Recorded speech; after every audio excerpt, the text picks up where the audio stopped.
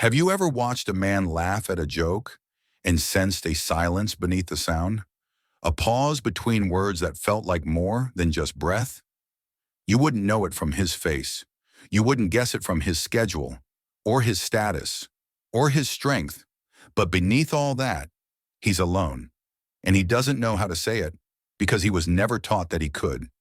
This is the quiet tragedy of modern masculinity. Not rage, not dominance, not ego, but a deep, aching loneliness. The kind that doesn't scream, it whispers, and it's everywhere. Some men have friends, they talk, they joke, they go places. But many don't.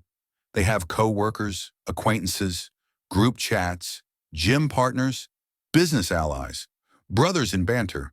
But they don't have a person they can call at 2 a.m. and say, I think I'm breaking. They don't have a space to say, I feel like I'm disappearing inside myself. Not because they don't want to, but because somewhere along the way, they were told they shouldn't. A real friendship, the kind that heals, the kind that saves, demands vulnerability. It asks you to take off the armor, to confess your cracks. It starts when one man says to another, I'm scared. I feel like I'm failing. I miss someone and it hurts. I don't know who I am anymore. I feel worthless. That's where friendship begins, in truth. But here's the dilemma.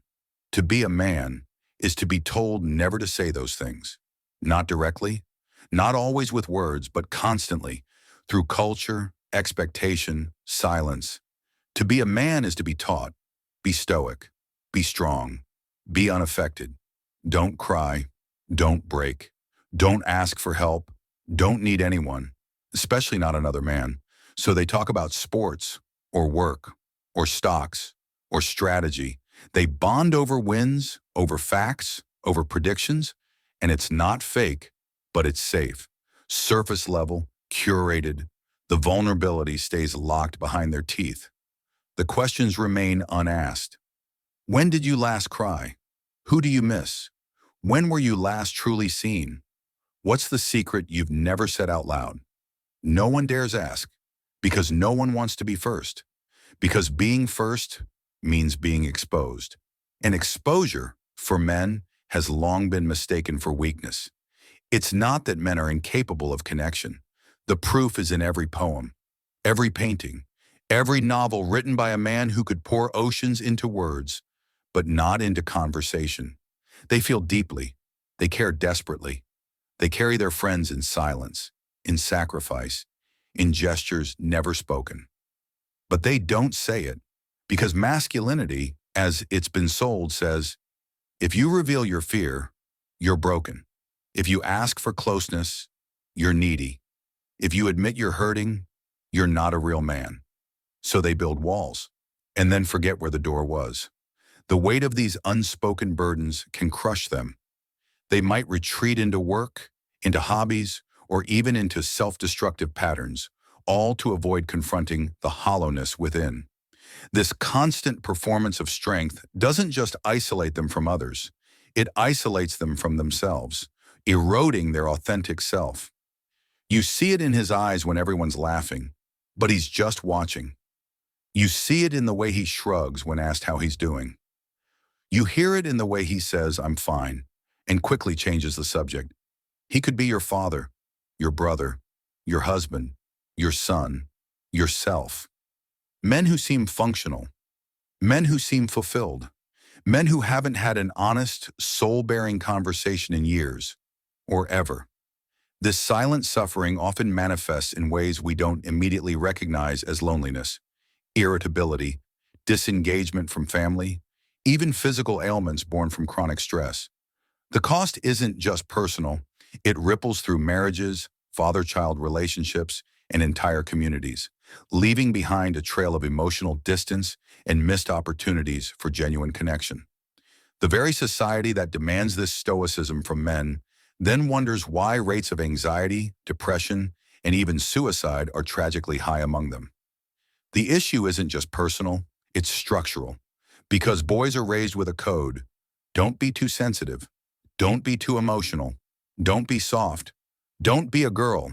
And that last one reveals everything. Because emotions have been feminized. And to be a man is to be everything but a woman. So they lock up their sensitivity, their softness, their sadness. They replace tears with sarcasm, fear with silence, tenderness with performance. And over time, the mask becomes the man.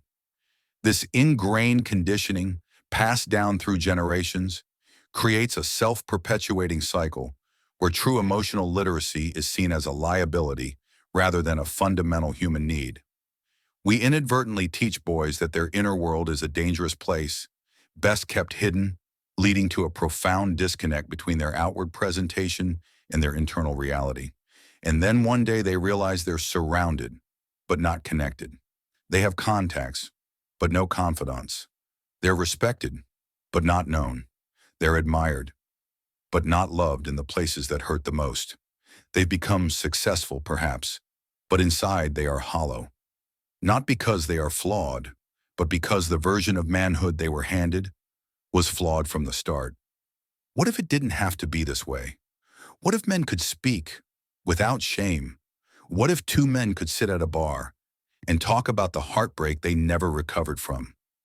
What if a man could tell his friend, "I'm scared I'm not enough," and instead of being mocked, he's met with a nod and a truth just as heavy?